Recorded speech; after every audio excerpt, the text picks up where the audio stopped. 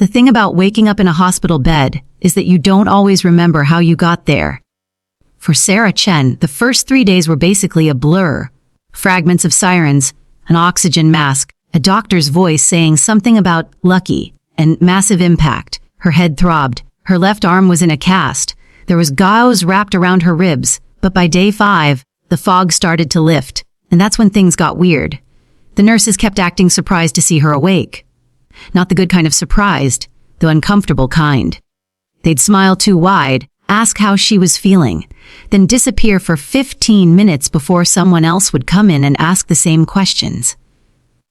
One of them, a guy named Derek, who'd been pretty friendly, actually looked scared when he checked her vitals on Wednesday morning. "What's wrong?" Sarah had asked him. "Is something wrong with me?" No, he said too quickly. "Everything's looking good. Really good. You're healing faster than expected." By Thursday morning, Sarah's parents arrived. Her mom rushed to hug her, then pulled back, holding her at arm's length like she needed to confirm Sarah was actually real. Her dad stood in the doorway for a solid 10 seconds before he walked over and kissed the top of her head. "Baby, we thought..." Her mom started, then stopped. She looked at her husband. Something unspoken happened between them. "Thought what?" Sarah asked. Her mom sat down in the plastic chair next to the bed. "The police told us you were in a car accident. Really bad one. They said the other driver, a woman, she didn't make it. They identified you at the scene using your driver's license. But then your car was so destroyed they wanted dental records to confirm." Her voice wavered. "We gave them your dentist's information." Sarah nodded slowly. She remembered that much, or at least, she thought she did. The memories were still scattered, like someone had dropped a photo album and only glued half the pictures back. "But then the hospital called us yesterday," her dad said quietly. "They ran your ID when you came in and, well, they realized there was a mix-up. You're you, the woman who died. They're still trying to identify her." Sarah felt something cold move through her chest. "So who did they think I was?"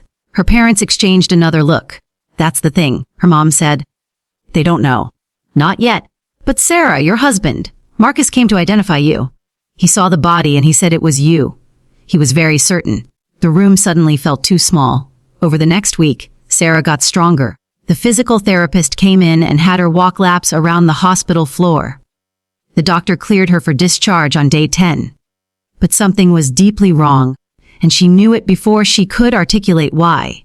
It was the insurance paperwork that made it real. She'd asked the hospital billing department to send everything to her email so she could deal with it at home.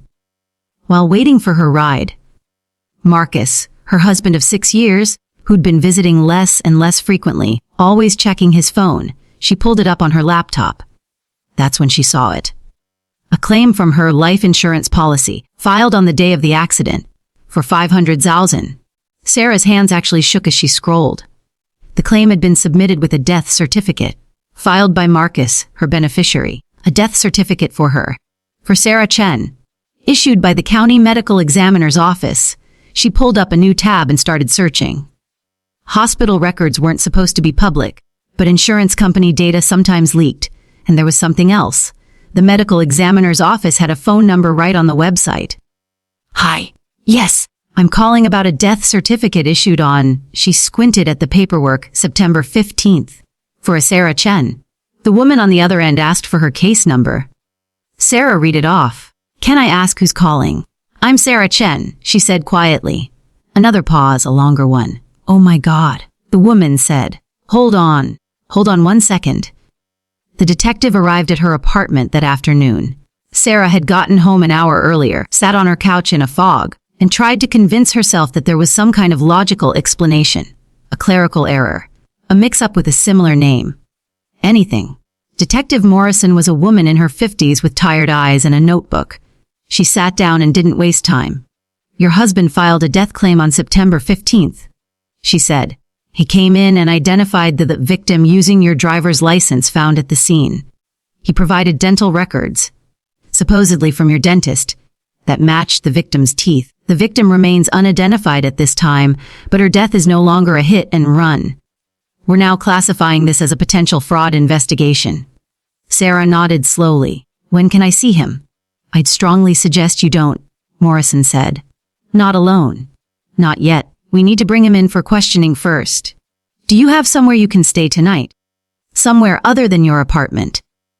That night, Sarah was at her parents' house, sitting at their kitchen table with her mom's homemade tea getting cold in front of her. Her phone had blown up with messages from people asking if the news was real, if she was okay, if they could come visit. News. She looked at her mom.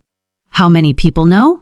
Honey, your husband held a memorial service today. It was really well attended. Sarah's chest constricted. Today. Already. The police called us this morning after they talked to you. They asked us not to attend. We didn't know what to do, so her mom trailed off. We didn't go. But Facebook is, well, people are saying it was beautiful. There was a slideshow, your photos, music. He gave a speech about you. Sarah put her head in her hands. Marcus had given a speech at her funeral. While she was alive, her phone buzzed. A text from an unknown number. Sarah, it's Jenna. I just heard. I can't believe you're alive. Call me? Jenna. Her best friend since college. The person she'd called when she found out Marcus had gotten another promotion. The person she'd grabbed lunch with 3 weeks ago. Sarah stared at the message for a long time. Then she opened her browser and looked up the memorial service. There were photos. Lots of them. Her husband, Marcus, standing at the front of the church with his hand over his heart during her eulogy. Her best friend, Jenna, sitting in the front row, mascara running down her face. Jenna, the business partner. The one who'd been over at their apartment constantly the last 6 months. Always huddled with Marcus in the office. Always saying things like, the debt is getting worse. And we need to do something drastic. Sarah set her phone down and looked at her mom. I want to go to the next memorial service, she said quietly. Her mom looked confused. What? They're going to have another one.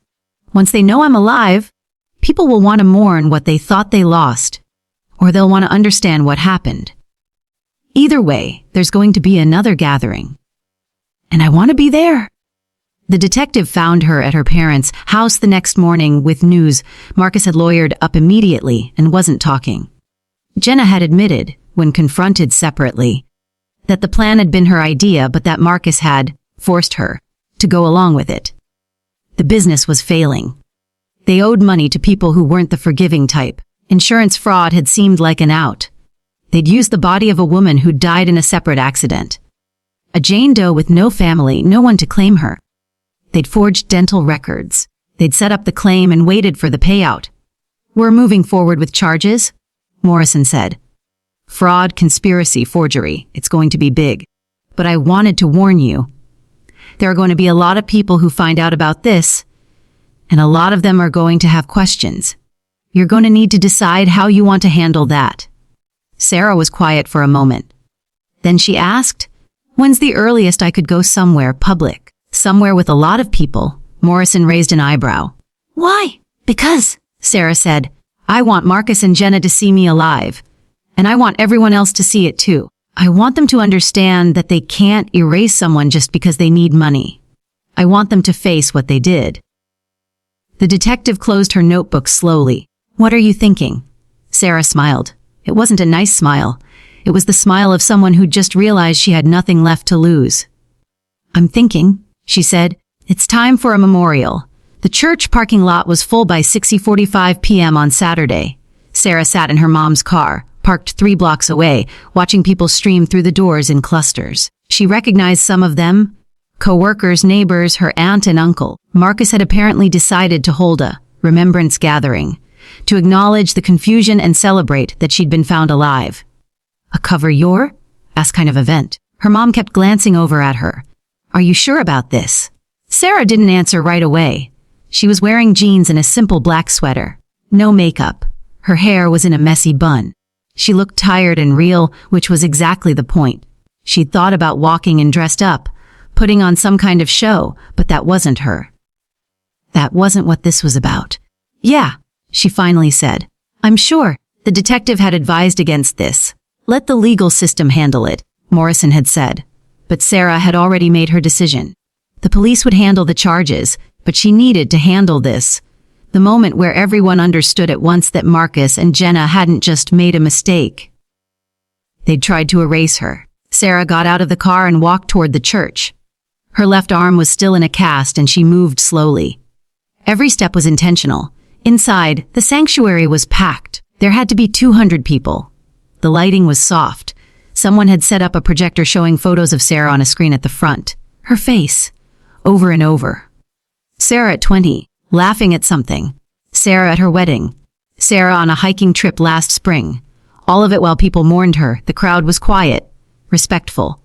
There were tissues being passed around. Sarah's parents had come with her. They were standing to the side, her dad's hand on her mom's back. Sarah started walking down the center aisle. For the first few seconds, no one noticed. She was just another person moving through the pews. Then someone did a double take. A woman in the third row actually stood up, her hand over her mouth. And then it spread like a wave. People turning, people realizing, the conversation stopping, the crying stopping, everyone just staring. Sarah kept walking. Marcus was standing at the front with the pastor, going over something on a tablet. He didn't see her until she was maybe 15 feet away. His eyes went to her first without recognition, just auto, processing that someone was walking toward the front. Then his brain caught up. His face went absolutely white. He actually stumbled backward, bumping into the pastor, who looked confused and concerned. Sarah kept walking until she was standing at the front of the church, in front of all 200 people, in front of the slideshow still playing her face on a loop. She turned to look out at the crowd. Then she looked directly at Marcus. "Well," she said, her voice steady and clear. "This is awkward." Someone gasped. Actually gasped. Sarah could hear it from the middle section of pews. Marcus's mouth opened and closed. His hands were shaking. Sarah turned slightly and looked toward the left side, where Jenna was sitting. Her former best friend was gripping the armrests of the pew, her face the color of old paper. Tears were streaming down her face. Not sad tears anymore. Terrified tears. "So," Sarah continued, speaking slowly so everyone could hear, "I'm sure you're all wondering what's going on. And honestly, so am I." She paused, letting that hang in the air. "Apparently, according to my husband and my former best friend, I died in a car accident about a week and a half ago. Bad enough that they had to use dental records to identify me. Sad enough that they held a memorial service and everything." Sarah raised her right hand, gesturing at the slideshow still playing behind her. "Really beautiful photos, by the way," she said. "Great job picking those out, Marcus." Marcus tried to say something. Nothing came out. "Here's the thing, though," Sarah said, turning back to face the crowd directly. "I'm alive. I'm standing right here, and the person your insurance investigator found. The one who actually died. She was someone's daughter, too. She just didn't have anyone here to claim her. And these two," she pointed to Marcus and Jenna, "they used her. They used her death and a forged death certificate to try to get $500,000. The silence in the church was absolute. Like all the oxygen had been sucked out. Sarah's voice didn't shake. "So, I guess what I'm asking is, and I'm asking all of you, not just them, how do you just erase someone? How do you get up every day and go through all these steps, forging documents, filing claims, standing in front of 200 people and lying about where I am?" She looked at Jenna. "We've been friends since sophomore year of college. We did shots at each other's weddings. I held your hand when your dad had his heart attack, and you couldn't even wait until I was actually dead to start planning this." Jenna's shoulders were shaking.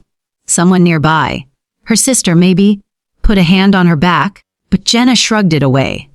"You know what the worst part is?" Sarah continued. "It's not even that you tried to kill me off for money. It's that you did it so half-assed. You used a forged dental record. One person at the county clerk's office noticed something was off, and the whole thing fell apart. You were going to get caught no matter what. You were just too desperate and too stupid to realize it." She was being harsh now, and she knew it. But she was also being honest, and the crowd seemed to understand that. No one looked away. No one left. They were all watching to see what happened next. Marcus finally found his voice. "Sarah, I can explain." "No," she cut him off. She wasn't angry anymore. She sounded almost tired. "You can't. There's no explanation. You either decided to do this or you didn't, and you did. Both of you. The detectives know everything. The insurance company knows. Everyone in this room now knows. So you can explain it to a judge, and you can explain it to whatever therapist you're going to need, but not to me." She looked directly at Marcus. I'm getting a divorce. I'm keeping the house. I'm keeping everything. And when you get out of prison, and you will, eventually, I don't want you anywhere near me. I don't want you to call. I don't want you to text. I don't even want you to think about me. Then she turned to Jenna. And you, I'm done with you. You're erased. Not dead, just gone. You don't get to be my friend anymore. You don't get to explain. You don't get a second chance. You tried to bury me so you could get rich. That's a choice. And you have to live with it. Sarah took a breath. She looked out at the crowd one more time. I'm alive? She said simply. The woman they're trying to identify. The one who actually died. She's not. And that matters more than any of this drama. That matters more than why they did it, or how much debt they had, or how sorry they are now. Someone is dead because they were in the wrong place at the wrong time. And my husband and my best friend tried to use her as a get out of jail free card. She paused. So before I get out of here and let you all figure out what to do with this information, I just want to say one thing. She smiled. It was a small smile, but it was real. Who wants the first hug? For a moment, absolutely nothing happened. And then her mom started toward her. Her dad was right behind her. And then her aunt, her uncle, people who'd come because they cared about her, who'd come to grieve her, and now got to actually see her alive. The crowd kind of divided naturally. On one side, people moving toward Sarah. On the other side, Marcus trying to back away toward the sacristy door, Jenna sitting frozen in the pew like someone had turned her to stone.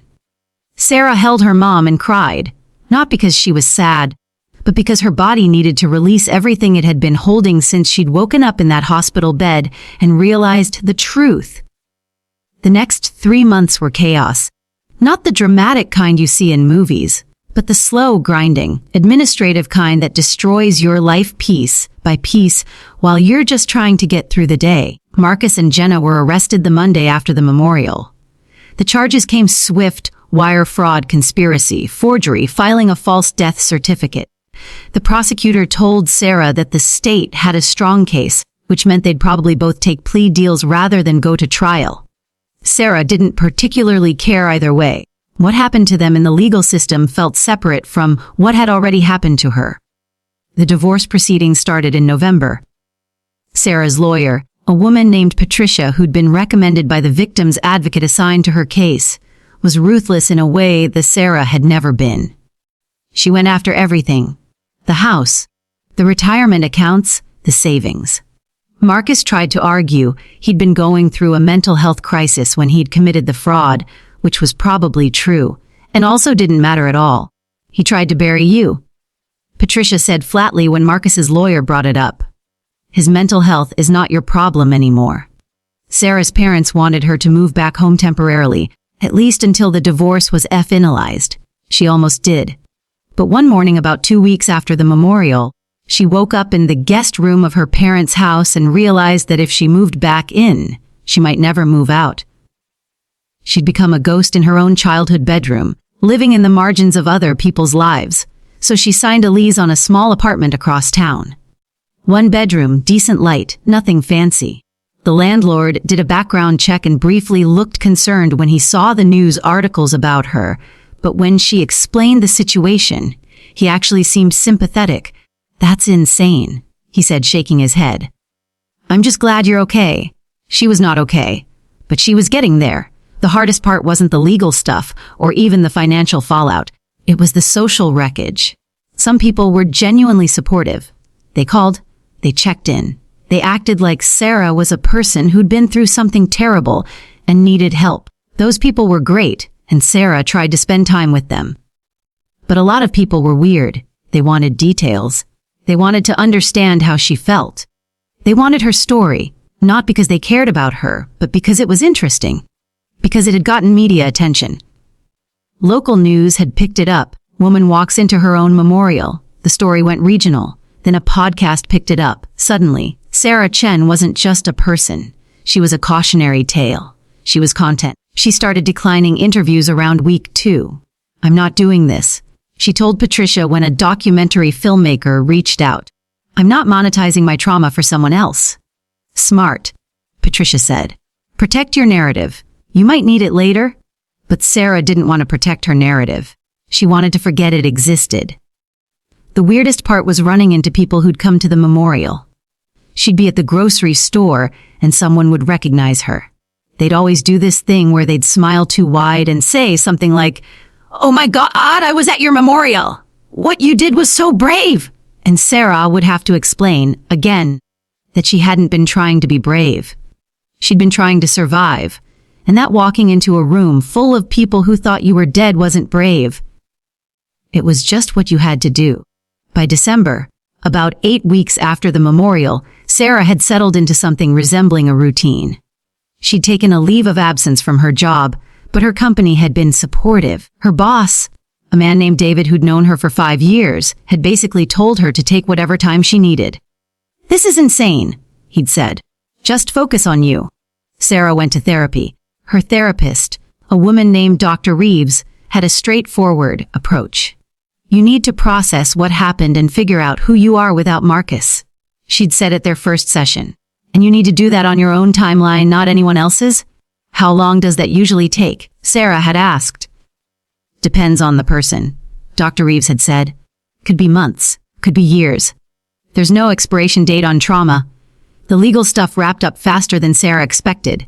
In early January, Marcus took a plea deal, 8 years in federal prison for wire fraud and conspiracy. Jenna took a similar deal, but with a shorter sentence, 5 years, because she'd technically been a secondary participant in Marcus's grand plan. The prosecutor wasn't thrilled about either deal, but the cases were solid, and plea deals meant no trial. No sitting in a courtroom for weeks listening to them describe what they'd done. Sarah got the final divorce decree on January 19th, 12 pages of legal language essentially saying that Marcus had forfeited his rights to shared assets, and that Sarah got the house, the car, and most of the savings. He drained a chunk of it trying to pay legal fees, which was fine. Sarah didn't want his money anyway. What she wanted was to not think about him anymore. And for a while there, it seemed like maybe she could. But then, about 4 months after the memorial, something unexpected happened. Sarah was scrolling through a victims advocacy group online, just lurking, not really engaging, when she found a post from a woman named Lisa. The post was about Jane Doe victims, people who died in accidents with no one to claim them. People like the woman whose body had been used in Marcus and Jenna's fraud scheme. The woman had finally been identified. Her name was Angela Rodriguez. She was 31 years old. She'd been a nurse. She had a sister in Arizona who'd reported her missing 3 days after her death. But the dental records in the system were so messed up that it took weeks to get a match. Sarah read the post and felt something shift inside her chest. Angela Rodriguez had a life. She had a sister. She probably had people who loved her. And she'd been reduced to a transaction, a body that could serve a purpose for people who were desperate enough to use her. Sarah sent a message to Lisa, the woman who'd posted. 2 days later, she was on the phone with Angela's sister, Maria. "I don't know if you want to talk to me," Sarah said carefully. "I know I'm connected to what happened to your sister, and if you'd rather not." "No," Maria interrupted. "I want to know what happened. I want to know everything." So Sarah told her, the whole thing. From the hospital to the memorial. From the discovery of the forged records to the plea deals. Maria cried while she listened. When she was done, she asked one question. "Do you want to meet?" Sarah drove to Phoenix in March. Maria picked her up at the airport, and they went to a small coffee shop. Maria looked tired, like she'd been tired for months. She was 35, 5 years older than Angela, and she had Angela's same dark eyes. "I've been so angry," Maria said over coffee. "At your husband, at your friend, at the system that made it so easy for them to just use my sister like she was nothing." She paused. "But I've also been angry at you, if I'm being honest." Sarah nodded. She'd expected that. "I know that's not fair," Maria continued. "You didn't know what they'd done. But for a while, you were the symbol of their crime, you know? You got to be alive and my sister didn't. It felt like that wasn't right." "It's not fair," Sarah said quietly. "It's not fair that she died. It's not fair that they used her. It's not fair that I got to live and she didn't." None of it is fair. They sat together for a while without talking. Then Maria asked Sarah to tell her everything she could remember about the investigation, about how they'd eventually identified Angela. Sarah told her. And then Maria told Sarah about Angela, about how she was funny and stubborn, and how she'd planned to go back to school to become a nurse practitioner, how she'd had a boyfriend who was devastated, how Angela's apartment still had her things in it because Maria hadn't been able to bring herself to pack them up yet. Before Sarah left Phoenix, she and Maria went to Angela's grave. It was a simple stone with her name and dates and nothing else. Maria had been saving up to add something more personal to it, something that captured who Angela actually was. She would have hated all this drama, Maria said, standing at the grave. She was just a normal person trying to live her life. Sarah left $50,000 in Maria's account before she flew home. She didn't tell anyone. It wasn't about redemption or guilt. It was about the simple fact that Angela had died because Sarah's husband and best friend had needed money. And Sarah had gotten everything from the divorce. It felt right to redirect some of it. Maria called her the next day crying. "I can't accept this," she said. "Yes, you can," Sarah replied. "And you should. Use it to finish her bedroom the way she wanted. Use it to get her headstone done. Use it to live your life without worrying about every penny for a while. That's what Angela would want." Maria didn't argue anymore. By summer, Sarah had gone back to work. Not full-time at first, but gradually. David was genuinely happy to see her. A couple of her coworkers were weird about it, treating her like she was fragile. But most people just accepted that she'd been through something and moved on. The podcast that picked up her story did eventually release an episode. Sarah listened to it once. It was surprisingly fair. They didn't sensationalize it, and they spent time on Angela Rodriguez's story too, which mattered to Sarah. The hosts had interviewed Maria, and Maria had talked about how the real tragedy wasn't Sarah's fake death, but that Angela's real one had taken so long to solve. Sarah got messages from the episode. A lot of them. Some from other victims' family members. Some from people who'd been in similar situations and just wanted her to know she wasn't alone. Sarah read them all, but she didn't respond to most of them. She didn't have the energy to be everyone's symbol of survival. It's been a year now since the memorial. Sarah's apartment is starting to feel like home. She decorated the living room with plants and paintings that make her happy. She goes to therapy every other week. She has lunch with her mom once a month. She's rebuilt some friendships that had been damaged when her life imploded, and she's been honest about which people she can't forgive for either believing the lies about her death or for treating her like a story. She hasn't heard from Marcus since he went to prison. He tried to write her once, about 6 months in, and she never opened the letter. She kept it in a drawer for a week, then threw it away. Whatever he had to say didn't matter anymore. Jenna got out last month. Sarah saw a photo of her on social media. Jenna's sister had posted something about a family dinner. Jenna looked different, smaller somehow. Sarah felt nothing looking at the photo. Not anger, not satisfaction, not anything. Jenna had made her choices, and Sarah had made hers, and they were done with each other.